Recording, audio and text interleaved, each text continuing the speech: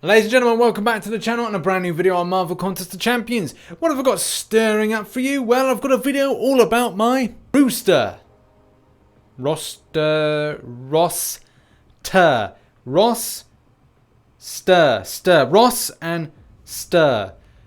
roster.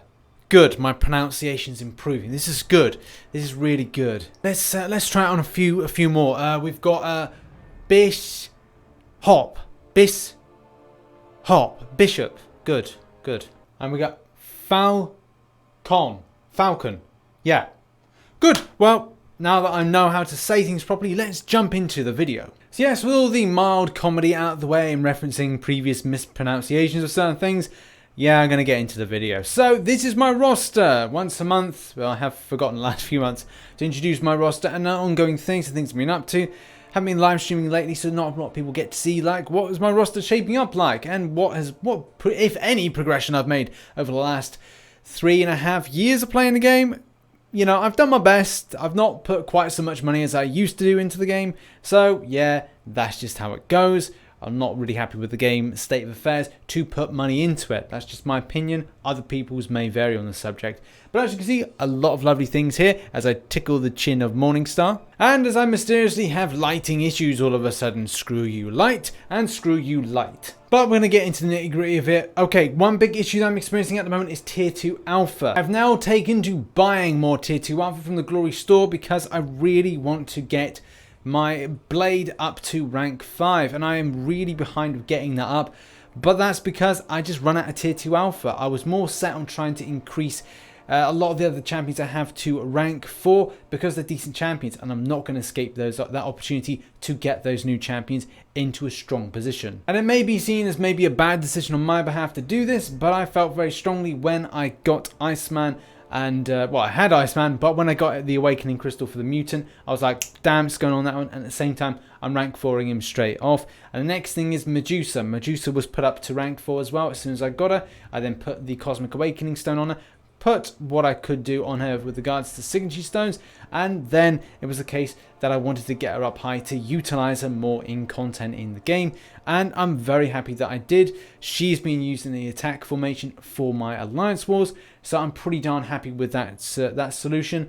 Captain Marvel, as we know as a rank 4, has been there since day dot for me, and she is just the backbone, one of the backbones that I use in Alliance Wars. And as well, as we know, Blade, I got that blade from a 5-star crystal, so happy about that one. And then I whacked on about 100 signature stones onto him, now making him a regen monster. So yeah, I'm pretty happy with that. But at the same time, we've got the issue, and the issue is that I need Tier 2 Alpha. We're all ready to go with it. We just need 2 more. Luckily, this month, we get at the end of it 1 in the calendar. And at the same time, I'll probably, and I'm hoping to tie this in with Alliance War seasons completing, and then hopefully getting something that's going to then get me that extra Tier 2 Alpha fragments that I need sooner rather than later, but I just don't know. And in fact, I'm just 7 days away from this. As I said, this is really good. It's a really decent month. There's been a tier 4 class Catalyst Crystal. There's also a lot more units on offer, and also there's been a tier 4 basic, which is still cool. Tier 4 basic seems to be more obtainable, so I am indeed happy with that. I'm just checking actually, is this no, it's just a cinematic crystal. Okay, I thought it was going to be like the one that's going to be a 5-star signature crystal. Oh, sorry, cinematic crystal even, which is being released in the Gwenpool event. The Gwenpool goes to the movies. Oh, great for her to go to the movies. But anyway, back to the roster. There's not been so many substantial additions. I've got Thor Ragnarok duped now, which is there, which I was just tickling the chin of. And then above my head, obviously we've got Bishop down there. We've got Gamora and King Groot. I do love a lot of those champions, except for Gamora. I'm not really utilizing her quite so much. I don't see any kind of great value, except for using her in Arena. And I'm looking forward to getting my 4th 6-star. Hopefully it will be fairly soon. So that's the one thing that's positive. Sabretooth, as you know, was added to the roster as a 5-star. And MODOK as well. And then we've got SpiderMan over the way. Now, I was a bit critical about this champion, but I'm going to rank 3 him. I still am undecided whether or not I'm going to put Signature Stone on, all the Signature Stones I have on him, because I've got a load.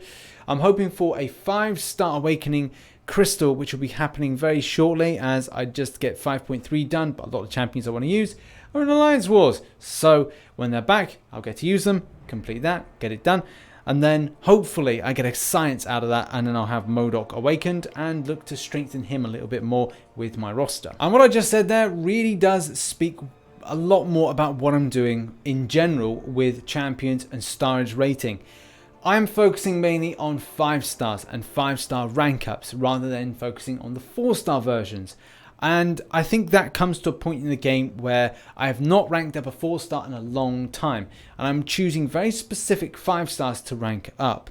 Certain champions that I would consider are in my to rank up pile, and ones that are in my not to rank up pile are kind of listed as such. They're lower down on the scheme. So Rhino, Winter Soldier, if I'd awakened, he would be up at least rank 3. Contender for rank 4, haven't really decided. Falcon will be rank 2 or maybe rank 1. Same thing for rank 1 with Howard the Duck, with Kingpin, with Thor, Jane Foster, though I am interested to do more with her. I'm quite interested in the way that shocks and stuns work, but again, that's another story for another day.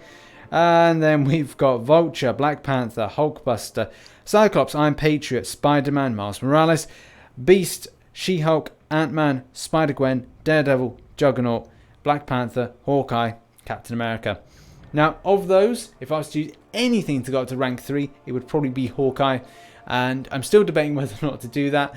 I'm just kind of saving the resources just in case something comes my way, but Hawkeye of that would probably be the one to go up. Very underrated champion, love the L1, really would like him awakened, really get some decent hemorrhage bleed and working something out with Taskmaster. Not a lead champion, but definitely a champion that will save a lot of ass.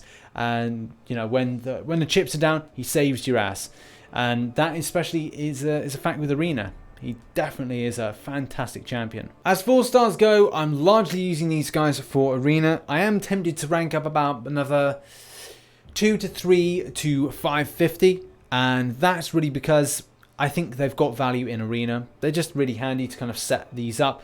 Because they recur every 2 hours, I think I've worked out I can do about 300k a time from my 550s, which are the ones that kind of get me through death squads and other stuff, but generally are really darn helpful. And of this list, I still use them, especially in map 5.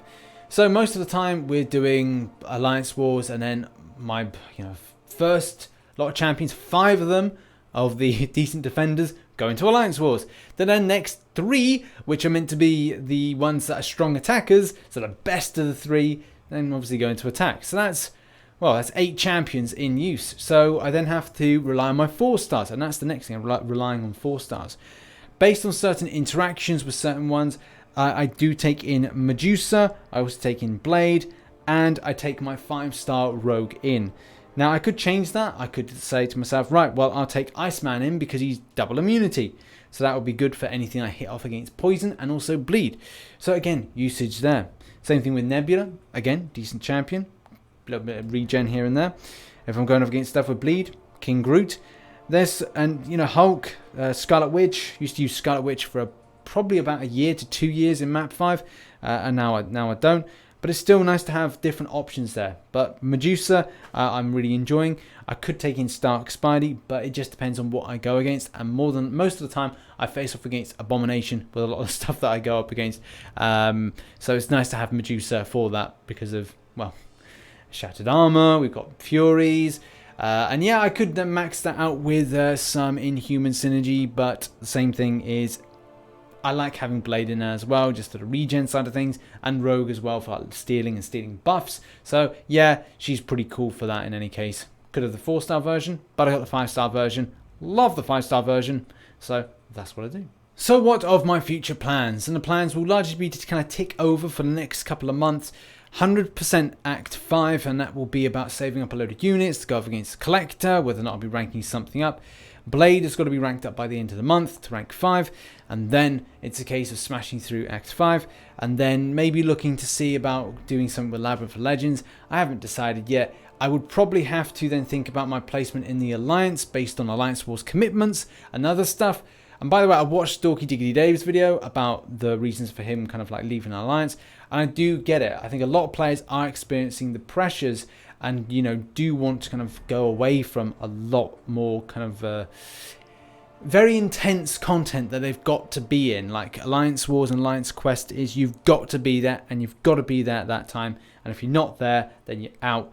And you've got to perform well, and no deaths. And it's just like, when did the game not start? When did the game stop becoming fun? That's the main thing. It's not fun at the moment. It's very regimented. It's very strict, and that's the main thing. In any case, that has been a video. You know what I'm up to. That has been my roster. Thank you very much for watching. Make sure to subscribe for more Marvel Contest of Champions based content. I've been RichTheMan, and I shall catch you on the flip side. Bye bye for now.